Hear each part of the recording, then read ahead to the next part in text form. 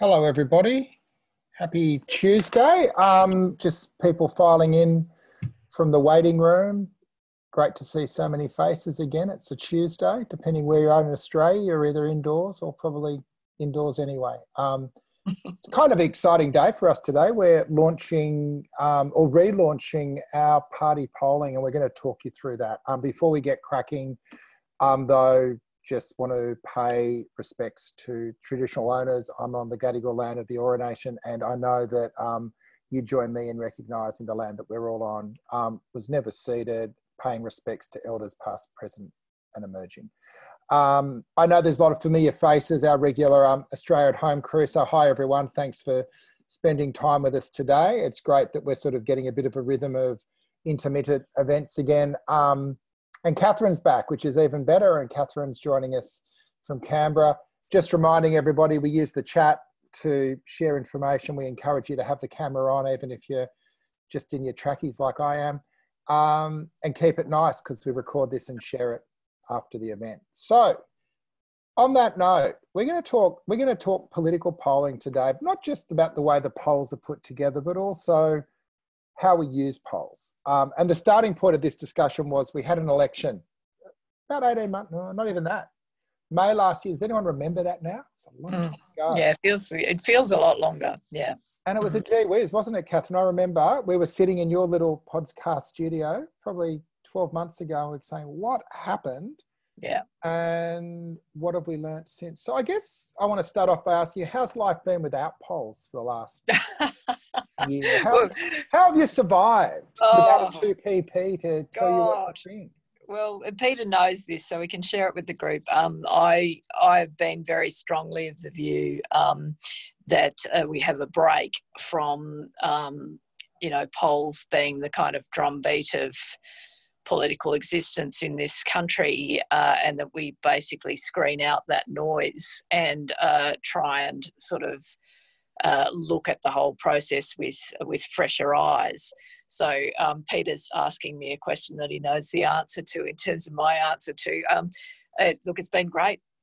It's been really good, I've got to say, without having the sort of constant arrival of new primary vote and two-party preferred numbers, although we'll get into in this conversation why we're both happier with where we've landed after rethinking all of this. And you'll see if you had a look at how I wrote up the poll in The Guardian this morning, folks, that I did everything I could to bury the new number, which is sort of like my one-woman protest, but not really. No, we'll get into why we think this is a much better way of presenting the data, and we're in furious agreement about that. I just think it has been good to turn down the volume on polls for a period of time. And when we turned down the volume on the polls, Peter and I mean, neither of us knew that we were going to be in the middle of a public health crisis that would span the first 6 months of this year and go on for an ill-determined period. But even, it's been good with that context too, that it's enabled us to just focus on what's important. And also just on the plus side, because I've sounded very negative about polls, which is a funny thing in this conversation. But I think Essential has been enormously helpful, certainly to me as a journalist over this pandemic period, because we've pulled out the horse race metrics and we have asked readers in this sample a bunch of questions every week for quite a long period of time. And that gives us such a great resource to track the way the Australian public has been managing these extraordinary events. So again, I wouldn't want to convey in this answer that I renounce polls. I hate polls. I'll never look at another poll again. Of course I will. But it has been a relief to just sort of be able to deal with issues for a period of time while we sorted out how we were going to present this information to you once we determined to proceed with that. I kind of think it's a bit like, at least for me, when I gave up smoking, the question was, how could I ever enjoy going to the pub again without a cigarette? But we've actually had a really good time in the pub, and I think it's because we haven't let the cigarette get in the way of the nice alcohol. And the nice alcohol has been looking at trust in government, looking at approval of the way the various governments have gone about their business. And as will become clear as we unveil some of the insights, if we'd been doing the horse race through this, we would have been fixated on 51. Well, we would have tried not to, but I think we would have been invited into thinking about 51.49 versus 53.47 was significant, whereas the real story has been that everyone has been cheering for our institutions to help us through this. Exactly. And that would have got in the way. So one more thing, if we go back a year, I know that you and I spent a bit of time discussing this. My sense was there were a few things that we weren't sure if they'd gone wrong technically, but it was more the way that, particularly during the election, we'd almost made the polls the scoreboard, and it was kind of driving journalists to retrofit a narrative that we were also sort of reflecting on. I don't know. How do you think the galleries managed? And I guess the other point is, news polls still been publishing, but people have been going, I'm not that interested, have they? No. Well, I think people aren't interested. Ordinary people are not as interested in sort of consuming politics in that way right now. Who's up, who's down, who cares? I think most people would say. We've got bigger things to worry about. So, and we, I think, should take our cue from that, because that is the correct response. In terms of how the gallery sort of washed out on the other side of the election, well, it's kind of complicated. We've had this conversation before. We may have even addressed it in this group. I can't remember, but it's obviously as a journalist, you don't set out to be driven by the polls in the sense of, you don't believe them as holy rote. It's not the Bible or the law textbook or anything like that. It's just a piece of information. But I think we were lulled, political journalists, because Labor had, quote unquote, won every poll over the previous parliamentary cycle, and then in the run-up to the election, it looked for all the world as if Labor was going to win the last federal election. Where we sort of hit an intersection point that was really uncomfortable for me was when we were out and about during the election, and what was happening on the ground didn't line up with what the national poll readouts were telling us. So I had quite a disconcerted feeling throughout the campaign that these two things didn't align. That, Labor ahead in the national polls, Labor will win the election, didn't feel like that on the ground. Really did not feel like that on the ground. And in the end, it was right. So it's sort of like, we've all got something to learn from that. We can improve polls, and Peter will talk to this group about, tweaks that he's made to the series, which are designed to improve accuracy. We reporters also have a responsibility to present polls accurately. And while I don't think I have reported polls inaccurately in the past, what I have done insufficiently, in my view, is sort of amplify this point about doubt, put that in front of readers in a less technocratic fashion. Like every time, or most times I report a poll, for example, I talk about the margin of error. So, that's plus or minus 3% in essential, which is a way of telling the reader, look, we know this up to this point where, there's a margin in here where our forecasting may be wrong.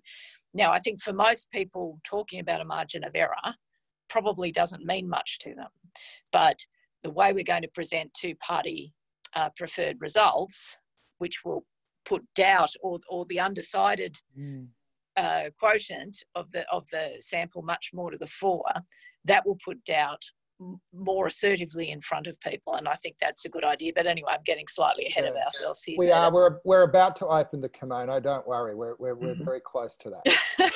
So before we go there, one more point to make was one of the other things I think was that in 2010, 2013 and 2016, most of the polls were within 1%.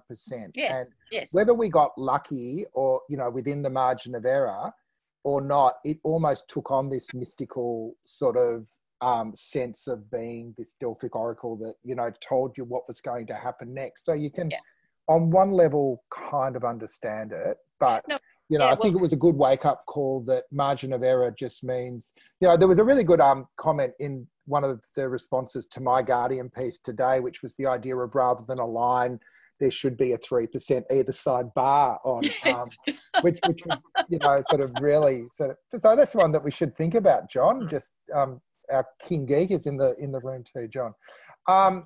So why don't we jump in, because there's actually a lot to go through today. And I don't want to turn this into, you know, a university lecture, because I know this isn't the place for that. But we're just going to quickly go through and take you through our thinking of what we've done with the poll and where it's landed. And I'll whiz through this, but also, you know, offer a time for people to ask questions before we go into the actual findings. So I'm just going to do my awkward share screen, PowerPoint, and then do this bit and share.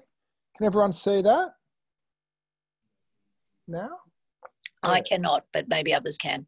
Share sharing has failed. Please try again. That's the first time I've managed to do that. So we'll just try that one more time. Sorry, guys. Share screen. Share.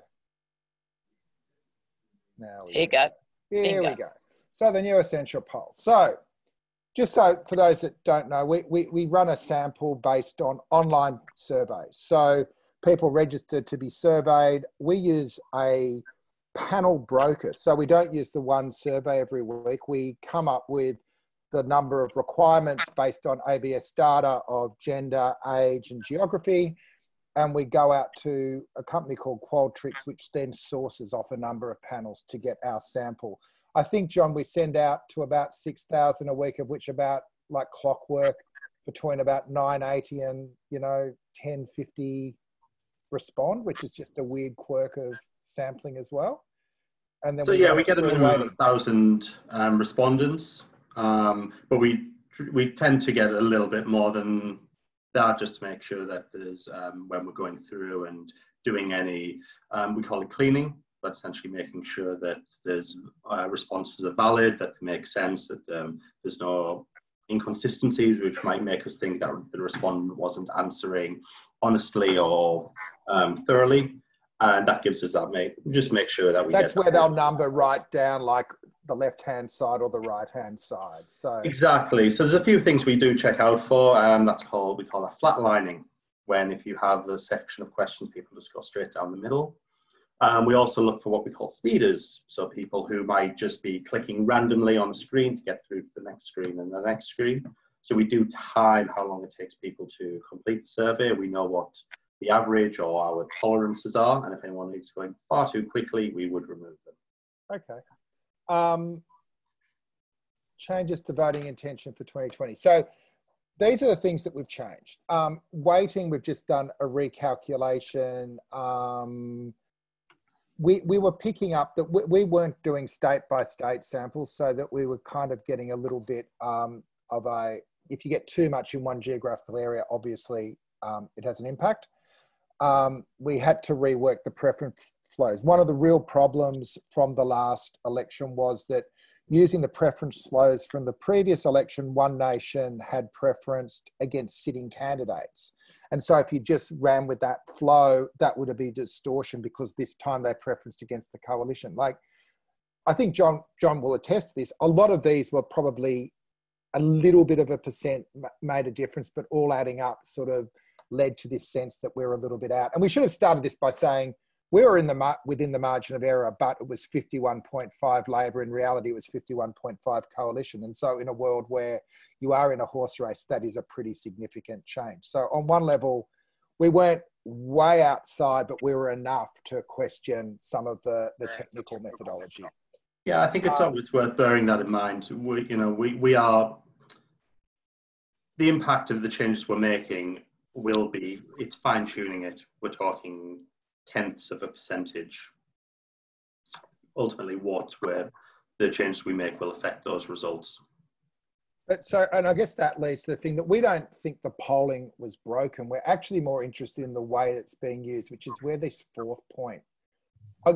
Point 3 is that we're actually going to ask people for their preference as well as assuming it based on the previous election. But point 4 is important. So we're calling this new formulation 2PP plus. And the big change is this, that traditionally pollsters around the world have removed undecideds from their final samples. So if somebody answers, I don't know who I'm going to vote for, and when press can't answer it, they get removed from the sample along with the flatliners and the speeders, because it's noisy and not very useful if you want your poll to add up to 100.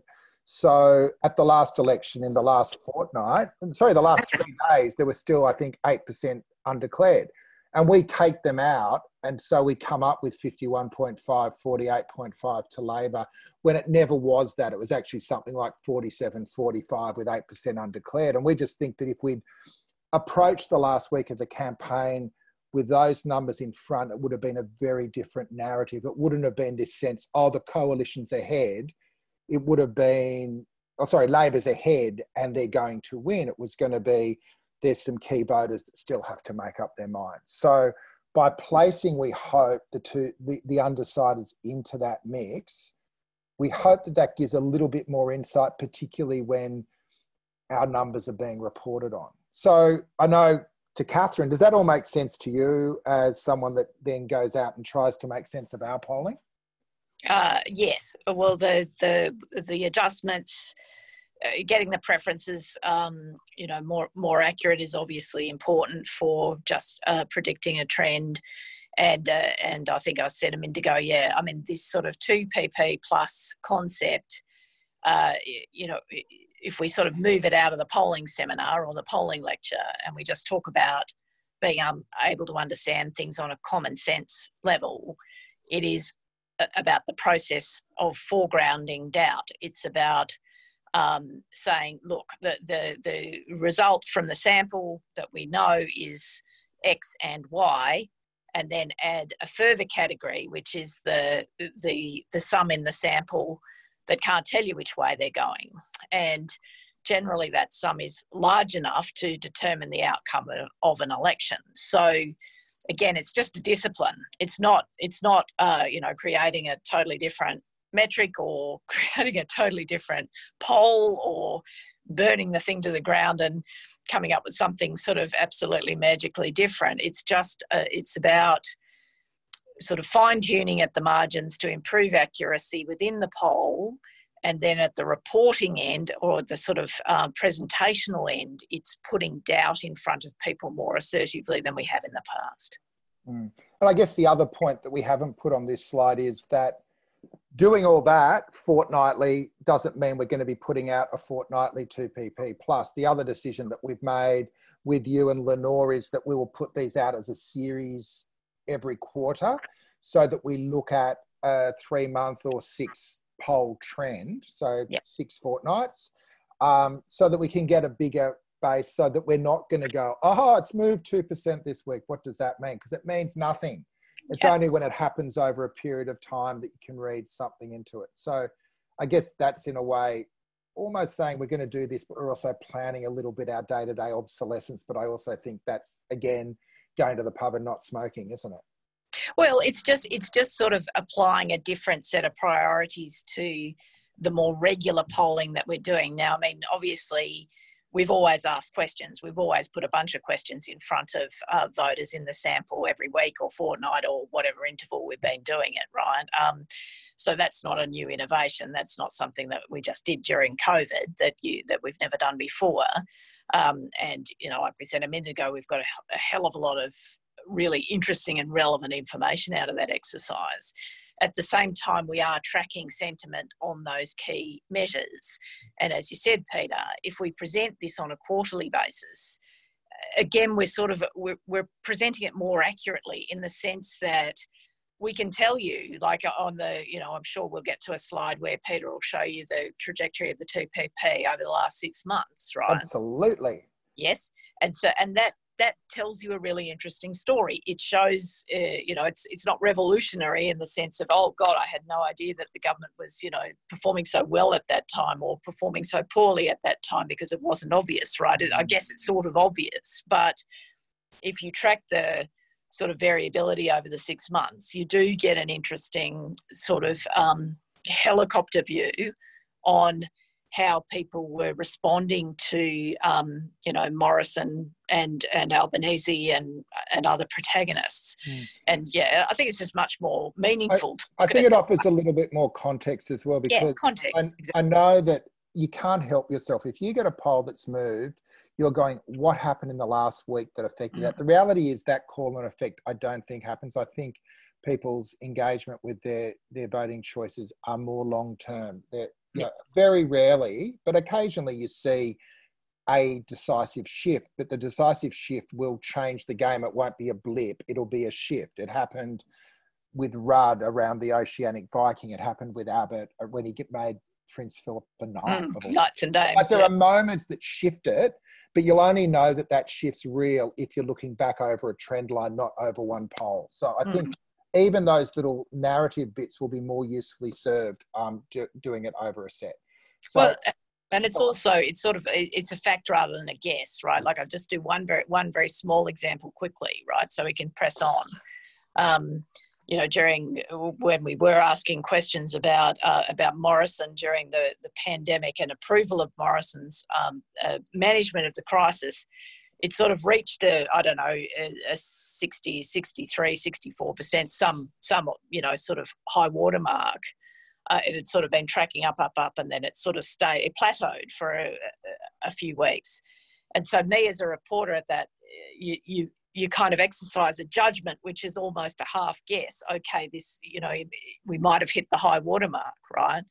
But if you can remove the guess, if you report less frequently, you gather more data before you make a pronouncement, you're going to be reporting more accurately, and that's always a good thing. And the law of stats says so. So before we go into that, I want to really go to Geek Out time now and get John. This is the chart that shows you what John does every week. Do you want to quickly talk through this work of art, John, and then maybe just talk about some of the questions that you've been getting in the chat before we... Yeah, sure. Thanks, Peter. You said it was, this is how to make the sausage. Well, this is really the sausage factory slide here. This starts to address some of the questions which were in the chat, which I've just got my screen up there. So first of all, we do ask the question about federal election. We ask about if it was to be held tomorrow, not how did you vote in the previous election.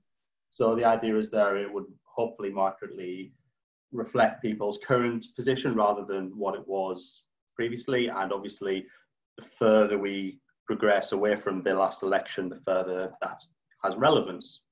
People can then select their party. So there was a question from Penelope Hume about, is it true that people who are decided and can't see the party that they want? We have all of the major parties in this question as an answer option. We also have independent and other parties. So if you are going to give your first primary vote to a minor party, whilst it may not be there specifically, there is an option that you can choose for the minor party. You can be ineligible to vote. So we, in our the wider survey, we do include people who aren't eligible, but in this case, they are removed at this point. If you are undecided, we then have what we call a leaner question. And we just ask people again, really, if you had to choose, which way would you go? And it just gives them a second option to choose for that primary vote. So at this point, we arrive at our primary vote, which we record and which we publish. And this is a point, Peter, where you mentioned earlier previously, we would remove anyone who say they were undecided at this point. And that's up between about 8%. Yeah, yeah. Yeah. So once we got to this point, we then ask for people who have voted for a major party, Labour or the Liberal National Coalition, on the left of the slide, they go straight down, and that is their 2PP, their two-party preference. If they select a minor party, we now ask them, if you had to choose between the two, Coalition or Labour, who would you choose? And they can then select. And it's only those people who again say, I'm undecided. we would use the previous election floors. And again, that comes to a question which was asked of why previous election is a reliable indication of preference floors. We use it because it's the best option we have, really. In where possible, and when we use quotas and weighting, we use official ABS stats. There isn't the preference floors, which is released by the polling council, tell us what's closest. So that's where we use it. With this new method, we are really trying to minimize that assumption that we're making. We're using people's actual responses as much as possible in terms to try and get as accurately as the results. Excellent. So there was just a few questions before we move on. Joe Barkworth asked, I've never been polled. How do you get selected for a poll? And some other questions about how we choose people to come in. So again, Peter, you mentioned earlier, we do use, we're called research panels. So these are panels that people sign up for. They don't know what, sometimes they do polls on consumer goods, on services, on other products. And when they do the essential poll, it's about voting and social issues. So before they get these questions, they don't know what poll they're doing. They're not selecting to do a voting poll. But again, there's comments in here about the type of people who do want to do this question. There may be people who get to these questions and say, I'm not interested, I don't want to answer these questions. We can't, or we, as much as possible, we try to limit that, but ultimately we can't force people to complete the polls for this. And similarly, there was a question from Glenn Schaefer about Dominic Cummings in the UK being excited when they discovered hidden Brexit voters. So yes, there are, as much as possible, we try and provide a nationally representative sample about what's happening. But yes, those pockets of voters or people who are missing out do exist. And there was a few questions as well. Sorry, another question from Glenn earlier was how are respondents contacted? This is online. So some polls are telephone. We use online panels. But some other questions as well. I think it was about the difference between polling at a national level, which is what we do, and more electorate and seat-based polling, because ultimately those swing seats are the ones which will determine the election. We're looking for the overall picture of what's happening and that primary and two-party preferred number, not necessarily a seat-by-seat result. excellent. We might move on from the sausage now and put it on the barbecue. What do you think? And I know there's a few more questions, but let's just sort of, these are the other things we collect. I'm not even going to stop on there. That's some of the other bits of data that come in. So I'm going to go to the next slide, which actually shows the old way we would have reported and the new way. And I don't want people to get excited about this because it's just 1 week's data, but it kind of got me. Like, so the top line is primary vote and primary vote plus. So the black is what happens when you put the undecideds in there. As you can see, in terms of primary, about 10% other independents, which are kind of those One Nation, Indies. If anyone's still voting for Clive Palmer, they'd be in there. Bob Katter, Coalition vote at 38, Labor at 35, Greens at 9 with 8% undeclared.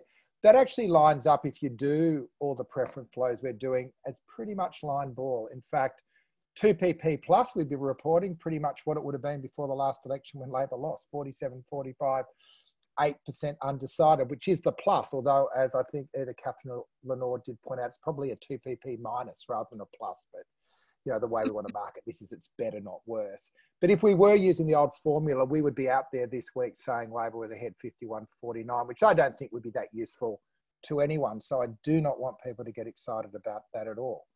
But what we would be putting out, and this is really 6 months data rather than 3 months, we'll be putting out 6 polls at a time that chart the journey. And I think this is more interesting, Catherine, and this is where, after John's geekiness, we can come back into sort of linking this into the real world.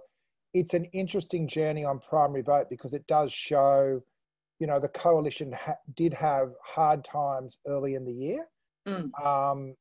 really strong times at the end of the first lockdown and kind of like a narrowing. And I think that kind of feels like a narrative that I can live with. I don't know about you. Yeah, it is very interesting if to look at that sort of. You could either look at it as a 2PP trend or the primary trend. It sort of, obviously sort of tells the same story. Very weak opening of the year for the government. COVID hits, then the government presents more or less confidently to the voters. The premiers intervene. They strengthen the lockdowns. The lockdowns in the first wave, they flatten the curve. There is that success. The government is rewarded for that. And then I suppose then we get into the more complex times where we are unwinding lockdowns. The second wave of infections starts to appear in Victoria and then accelerate. And then we see sort of sentiment, shifting and a narrowing of the contest between the two major parties. So, and all of that makes intuitive sense, right? That's kind of what people being rational beings, it's, everyone's watching the same set of facts. You think that, that's a reasonable, logical conclusion to draw, but it is very interesting to see the data map it out like that. Yeah, I think I'll show you one other slide that, we can do once we've got bigger sets of data, which is the age one, which really shows the difference in 2PP plus between different generations. So, if I'm not even sure what that would feel like in sort of old style 2PP, but well north of 50 for Labor with young, under 34, I guess that's young, and over 55, much more blue. And again, doesn't tell you anything you don't know. It probably reinforces and shows, again, a little bit of the journey, particularly, there's a bit of skittishness around the coalition support with the over 55s, but also the younger, but that they really are the noise of week to week polling. So if we'd stopped on the 6th of May, we would have said, oh, wow, 50-50 with under 34s, coalition's killing it. But it's a moment in time, and you can see that really flattens out to some generic trend lines. Yeah, exactly. I'm going to show two more slides before we come up for air, though, and I think this is the most interesting story, because let's think about all that data, which shows, probably it's bounced between old language 52, 48, 48, 52 for the entire pandemic. Might have been 53, 47, one poll. Might have been an outlier. That's happened while everyone's been cheering for the government. Like, the government's performance is still 64% approval. So think about that. Nominally, they're behind in the 2PP if an election was held, but they are holding the public's confidence in their management. It's not at the really high levels of a month or two ago in the 70s, but it is still significant. Yeah. Yeah, exactly. Well, I don't know. We could interpret this in a few different ways, but what it suggests is that people are marking Morrison on performance in the sense that they approve of his approach to managing this crisis and also approve, at a level of 64% of the specifics, so there's that, but also that approval doesn't necessarily translate to a switch in a vote, which is sort of something to put, well, I'm sure is something that is sitting at the back of the Prime Minister's mind, and it's a good discipline. Again, just because a government gets very, I think 64 is pretty high approval rating. I think any government would bank that. Doesn't necessarily mean that there is a straight transfer, that people who are marking up Morrison for his performance in COVID are going to vote for him. So let's just war game this a bit. So if everything that's happening now, and we were talking before that Morrison's about to come back from Queensland to Canberra to direct the effort in Victoria, if this was being done through the rubrics that he is behind in the polls, would it change the atmospherics, do you think? And well, it would in the sort of there is a kind of relapsing and remitting, which we're not going to do. which we are not going to do. No, but there is that sort of, there is that dynamic of who's up, who's down, that always infects political reporting to a greater or lesser degree. We've sort of been spared that, as we said at the beginning, because of the absence of polls in we've been absent, news polls been present, and everyone's ignored it because no one has any appetite to be watching a horse race at the moment. We're watching governments try and manage countries through the biggest crisis since the Great Depression, right? No one is really interested in having a sports bet, lens put on what's going on.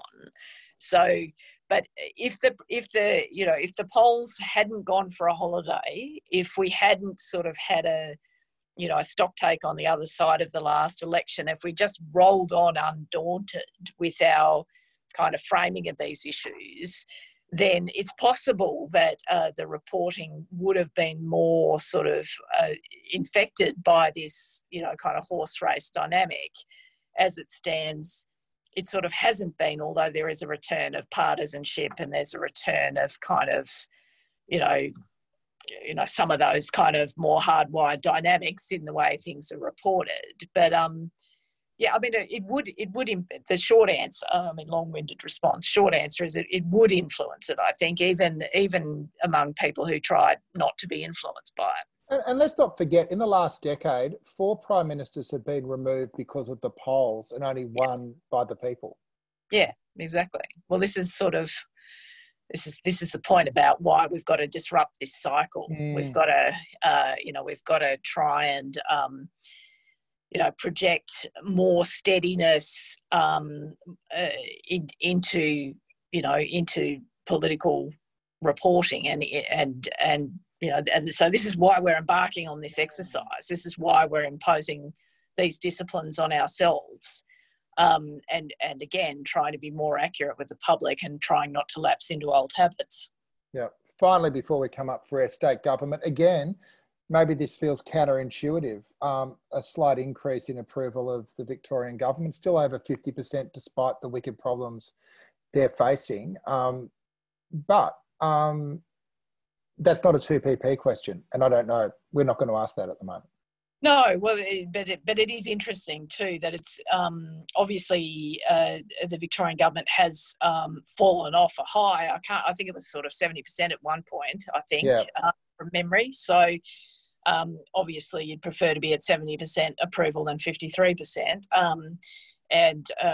And obviously the stress of trying to manage this crisis is obviously taking its toll on Daniel Andrews and the Health Minister. I didn't see all of the press conference earlier today, but I think she was visibly upset at some point in the press conference, which you would expect. This is just the most horrendous situation that people are managing, right? So, but as you say, there's sort of been a bedrock of governments have managed, I think, over the last couple of months to project a sort of bedrock of confidence or competence, sorry, not confidence, competence, that they have been trying. Everybody knows that every government in the country is working as hard as possible to try and manage this crisis. That doesn't mean that there aren't problems in the response. I mean, obviously in Victoria things have gone to custard because there's been a terrible failure in hotel quarantine. It all basically stems from there, right? And there are broader systemic issues about whether or not the state's health system was up to the task of contact tracing and all sorts of other business, right? This is not to absolve Andrews of blame. But I think it's interesting that the public, obviously he's come off the high, but the public haven't abandoned him altogether. Yeah, I think that's right. Just interesting. I think the other argument, particularly in those Labor states, we've often spoken about how the economy is the home turf of Conservative governments and health is the home turf. Health and jobs are really the home turf of more progressive governments. So even though we're in a time of crisis, if you're saying which government is going to be best suited to be dealing with a health crisis, even when things aren't going great, which has always been the argument with Conservatives in the economy, it isn't necessarily, death for, the incumbents.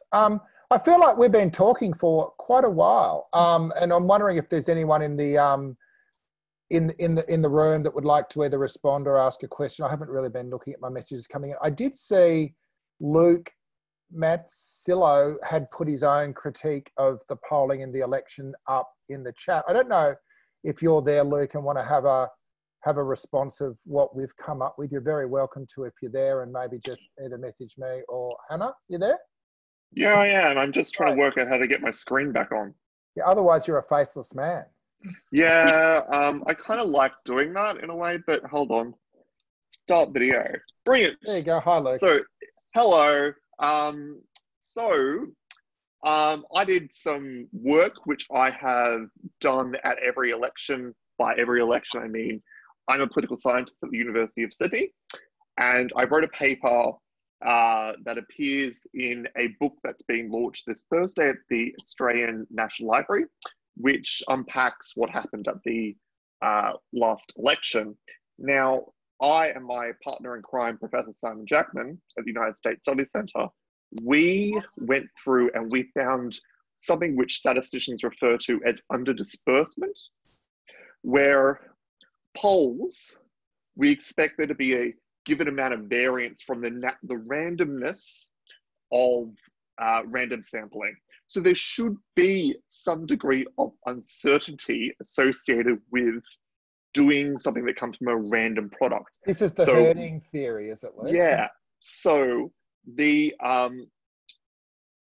find that the amount of the lack of variance between the two major pollsters, and then with all the pollsters up in the last 90 days before the election, it is absolutely improbable to a degree that it's just not funny that it's anything but pollsters possibly looking over their shoulder. But when you do consider that you're publishing and stating that you have these undecideds and you get rid of these undecided voters, but not telling us how many of these undecided voters, we see the number of people who have responded to the poll, flattens the but impact, not the number of people that you've thrown away. Yeah. So it actually artificially inflates that and gives the appearance of it being herding. So there is some validity to say it may not be the case that herding actually did occur, but on the documentation that's available, it would appear that herding did appear. Can I put a hand on my heart and say that you're not heard?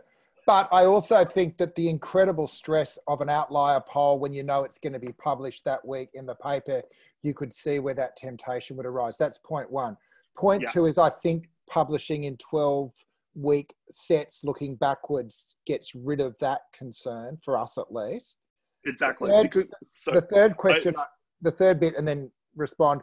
I reckon the robo polls have always been a problem because they actually use the sampling of other polls to flatten their formula. So I don't know if you looked at robos in there and whether you saw a particular concern with robos. Robo polls well and truly do stand out as quite poor in our analyses. But I think the beauty of what the Guardian is now doing in the Essential poll by not publishing is it prevents the possibility of herding. So if you have the news poll every week or every fortnight or however long they want to publish it, however often, and then publishing a series after a quarter, there isn't the opportunity to look over your shoulder at your neighbours and see what went wrong for news poll or YouGov that's doing it. So there is if you will, there's a degree of security that's built into this new setup that the Guardian's got, which is now using, which I think is really quite a useful feature for Australian democracy. So we can now look back and see what really did happen, but not actually have the sting to turf out a prime minister if they're down by one poll or another. Yeah, thanks, Luke. We look forward to reading your book too, Catherine. Yes, yeah, no, sorry, I thought it was someone else because I was conscious of how much I've been talking. Thought there might be another Catherine with a question. No, I think that's helpful, Luke. Thank you for that. I didn't know you were working on that book with Simon, so that'll be very interesting to see. And yeah, I hadn't thought of that because I suppose I don't think essential engages in herding. I hadn't sort of thought of this as a risk to manage, but I totally understand the rationale for the analysis, and you're right. I guess by removing the regular publication, it does create a structural barrier against that. So that's good. John, you would have seen how anxious I sometimes was when a poll looked out of whack and you had to force me to put it out there anyway. Yeah, it's I can certainly attest to the stress that you mentioned earlier when that does happen. You are aware of what's happening, but in the end, the guidelines which we adhere to, and I mentioned this in the chat, essential are members of the Research Society in Australia, so we do have quite strict guidelines about how we conduct ourselves. And yes, that's ultimately, I think you have to stand by the work we do, and that's what we've done. Yeah. But I think what's interesting about Luke's analysis is that polls that look outside the realm isn't a sign of bad polling, it's actually a sign of good polling. And there's this sort of, I think particularly in the world of news poll where surplus meetings read into every movement, it kind of has a whole bunch of, I won't even say unintended consequences, because the way that polling was put at the centre of the political narrative, it was almost an intended consequence in there that made it really, really challenging. If I add one thing.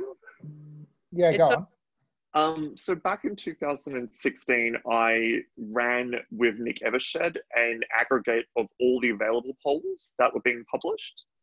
And that presented the uncertainty of a combination of all those polls and provided an aggregate of a moving trend over the entire election. Now, lots of people looked at that every single day and they saw the same image of a slowly evolving trend of public opinion, but it clearly did show that, yes, while the polls were jumping up and down, there was a smooth trend that was in there.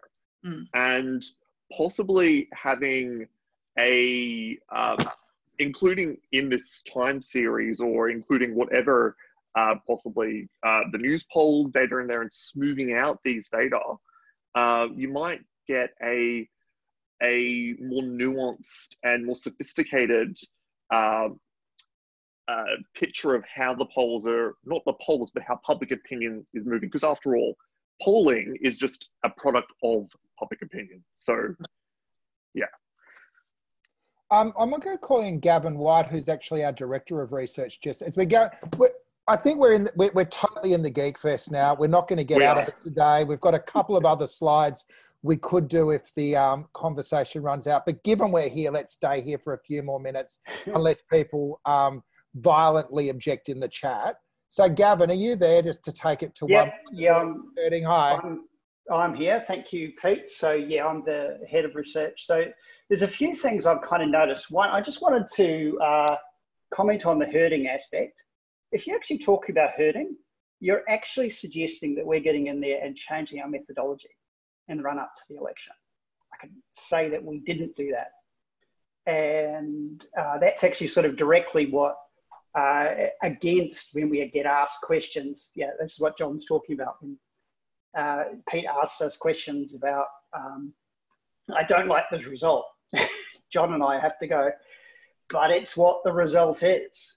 I think that there is an interesting thing where 2PP is a calculation, and sometimes it's actually the calculations putting things to a particular direction, which is causing some of that steadiness. It's not like a standard poll question.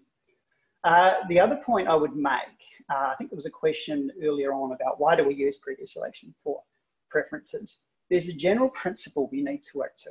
When we set our weights, when we set our preference flows, we have to base it on something that is real.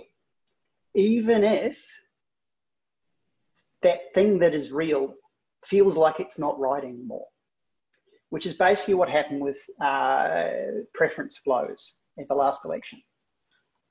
With that One Nation thing, I actually went to John and said, I don't think the One Nation are getting the what were we doing, like 50-50, I think it was, because it replicated what it was in 2016. But there was nothing else we could base it on. We couldn't, there was no fact we could change that on the basis of. And once we start changing things on the basis of opinion rather than fact, we take away from the robustness of what we're doing. The other real challenge last time was Clive Palmer, because if you look back on it now, he was running a campaign that was never actually about maximising his votes. It was about suppressing the Labor vote at the end of the day. And that's really hard to poll for as well, to be honest with you. I don't know, you know, the UAP looked nothing, but it had a disproportionate impact because of the amount of money he was spending, Catherine. Yeah, well, I mean, that was sort of, you know, quite an extraordinary element of the last political campaign. I mean, Clive has been walked among us happily for some period of time, but the tactics deployed in the last election campaign, you know, well, we haven't seen an example like that prior to that in Australian politics. So that is a hard thing to capture. I do prefer, though, and I'm glad we're sort of doing it, the idea of voter-directed preferences. I think that is, I understand the rationale for why you use, you know, the trend of preference allocations in the last federal election as a guide. Makes perfect intuitive sense, perfect logic, except in the political environment we currently inhabit, which is much less fixed, where people are rusted off from the major parties, where there is the sort of rise of independents and other forces in the Australian political scene. The whole process is much more dynamic, and this has sort of got a better prospect, I think, of just giving us a marginal improvement in accuracy. So it's not that I'm critical of the methodology used in the past. It's completely comprehensible and understandable, but I just think this is better.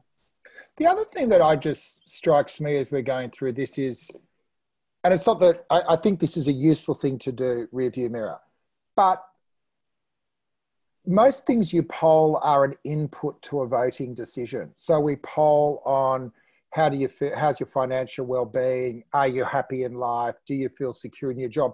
They're all things that you poll that lead to a question. Actually asking you to actually jump to the end of a story is actually a different approach to understanding the public. And one of the things we reflected on, Catherine, last election was what I think I called a breakdown of political intelligence. And part of it was the polling wasn't quite right, but also that there wasn't anything else there. And the other intelligence systems, which were things like the breakdown of civil society. So there used to be lots of institutional inputs into the system to give a view. There used to be a much stronger local media network to feed in. They'd all broken away. It was almost like polling had become the Uber of political intelligence. It was the easiest thing, and you just needed to buy a robo poll, and you knew, hey, we know that 58% of people think jack shit. So hopefully, as we rebuild with this new methodology embedded, it doesn't replace everything that you guys have been doing and what we've been doing too to try to understand things a little bit better. But it just provides a little bit of richness and context that help us better understand, you know, where we are at the moment, and maybe teach ourselves not to worry about what comes next either. Yeah, I think that's very nicely summarised. Oh, the only other things I've got in the comments, Peter Halcombe thinks pollsters shouldn't exist because we shouldn't be professionals. There should be a couple of times a year. Thanks, Peter, but we've got to keep things ticking over. There's been some great discussion in there though. John, is there anything else that jumps out to you that bears scrutiny before we sort of run down the clock there? But maybe a final question to Catherine. It was asked earlier, but it was from Stephen Turnbull. And how will we ignore horse race polls when other operators are still running them? Is there pressure to continue down that road again? And how are we going to stop that? Well, there's no stopping it, and because you've got to, to stop it, you've got to want to stop it, and you know, and well, I don't think I've ever reported polls that way, but there is this sort of gravitational pull that sort of leads you to accept that frame, at least to some degree. To not do that requires a conscious decision, not only of you as a reporter, but also a decision of others, decision of your pollster, decision of your boss, decision of your organisation. Some organisations will make that decision and others will not make that decision. And the sort of worst of that is it sort of increases this siloing that's happening in the, both the political landscape and the media landscape, that, people then retreat to, sources of information that they trust more than others. And often those sources of information reflect, people's own biases and own predispositions. And then you end up in this sort of tribal hellfest that most of us inhabit to some degree. So it's a bit depressing, really. But look, all I can control is how I report things. People, I can control the people who I choose to collaborate with in order to bring you information. I control who I choose to work for and the media organisation I choose to work for and the values, that lead me to that choice. The rest of it, sadly, is outside my control. And on that note, we're really glad of the choices you make, Catherine, and thanks for being part of this. And, we'll keep this discussion going. I guess the final point is the real rubber will hit the road on this methodology when we get into the next federal election, and there will be pressure to jump back into the horse race. So you and I are both going to have to stay strong. I'm as you know, my friend, I'm all for staying strong. Yeah. Hey, thanks everyone for sticking with us. If you want to see the other really interesting stuff, it's all up there on our Essential Vision website. We, I think, in summary, think things are going to stay bad before they get better, as Catherine put in her story today. And there is a really scary 20% of the population who think masks are infringement on their civil liberty. But they're discussions for another day. Because it's a fun discussion. Anyway. Yeah, but that's a different scab to unpick, and we'll get back to that in a couple of weeks' time. So let's wind it up a couple of minutes early. For those regulars, we'll be sending out an email later in the week. We've got a bunch of things next week. We've got Monday, we're launching National Homelessness Week with the Everybody's Homes Alliance. Tuesday, we're going to be talking about the impact of devices on kids through the lockdown, which is a pet passion of mine. And we're doing a fortnightly tech talk on the Friday. So quite a few things next week. So stay in touch, everybody, and stay safe, particularly our friends in Melbourne. We are all thinking of you as this thing goes from bad to worse at the moment. So look after all of you, and stay in touch, and thanks again. Cheers.